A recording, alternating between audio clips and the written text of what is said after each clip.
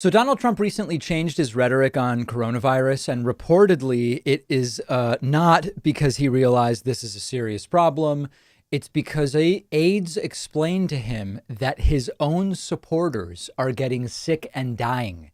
Last week, we sort of noticed a change in Donald Trump's tone on coronavirus. Like, as an example, he restarted these coronavirus press briefings. And at the first one, he regularly pulled out his mask. He has the mask with him sort of as a prop now, talked about the importance of wearing masks, said it may get worse before it gets better, which, any admission that everything is not perfect is kind of a big step with Donald Trump, who has suggested everything's fine since the start of this pandemic. However, it seems as though the reasons are different than the ones maybe we imagined. Our initial analysis was just a simple Trump's desperate. He understands he's losing in the polls, despite publicly insisting that he's not losing in the polls and the polls are fake. We actually know that internally Trump has been furious about polling in which he's losing to Joe Biden.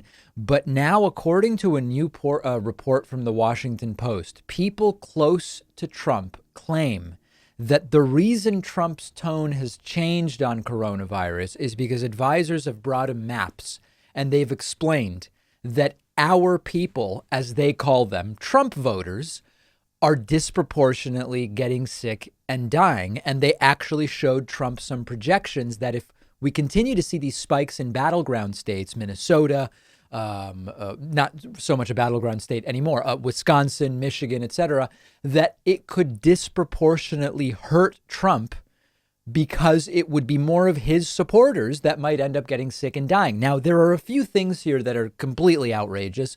The first is, again, the total lack of empathy. We know Donald Trump seems almost constitutionally unable to experience empathy. And indeed, if one thing gets him to change his tune on coronavirus, it's getting told that his own voters may be the one that die from the virus.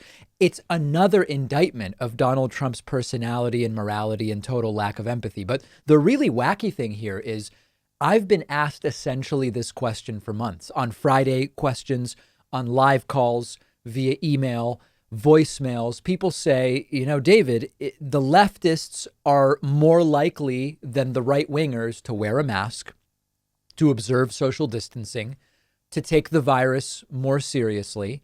Is it possible that this will lead to more Trumpists dying from the virus and maybe affect the election in November? Now, it's of course theoretically possible and even plausible, but the numbers to flip a state would have to be really bad, to the point where you have such a degree of death and so much more among would-be Trump voters than would-be Biden voters that it could really impact the election results. But it seems that this is actually becoming a consideration within the Trump campaign. Republicans ignoring guidelines that are being followed by Democrats could kill just enough additional Republicans that it hands Donald Trump a loss in some state in November. And what's notable there is the partisan difference in the care that different people are taking and the seriousness with which our side is taking the virus. And it's becoming politically relevant. This is really no different than when, an anti-gay Republican changes their view because they have a kid who's gay or a nephew or a niece or something like that. It's just on a grand scale. Trump is changing course when it finally impacts him directly out of personally selfish reasons. And November could be an absolute rebuke of this absolute lunatic. And we've got to take the Republicans in the Senate down with us, because this is nothing short of a death cult at this point, and they have to be voted out on November 3rd. There's really no other alternative. And what has finally gotten Trump to pay attention to coronavirus is that his supporters may be dying at greater rates than Democrats are dying. And, a few people emailed me. They said, if Trump loses in November, he will always have coronavirus as the excuse. Trump will say, I handled coronavirus beautifully. I was the victim of circumstance. And the reality is that it is true in a literal sense.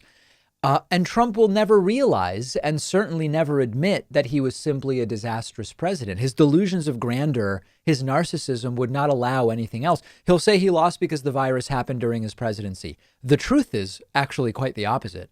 National emergencies often strengthen the incumbent. And there are many world leaders right now who are more popular than ever because they took this seriously and they handled it well. New Zealand comes to mind. Finland, Ireland, there's a whole list of places. Trump's approval rating actually went up early in the pandemic because of that rally around the flag effect. George W. Bush benefited from it in 2001 after the 9/11 attacks. Bush squandered it by going into Iraq after a group of Saudi Arabians attacked us. Trump, again, had the opportunity, squandered it, didn't take the virus seriously until like 10 days ago, said 15 cases will soon be zero. Everything's fine. We have the most and best testing. Economy's coming back, et cetera, et cetera. This is a president who turned a health crisis into an even bigger national catastrophe.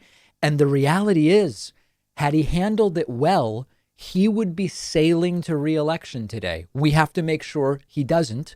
And after all this, if he were to get reelected, we've just wasted an unconscionable amount of time. Let's not allow that to happen.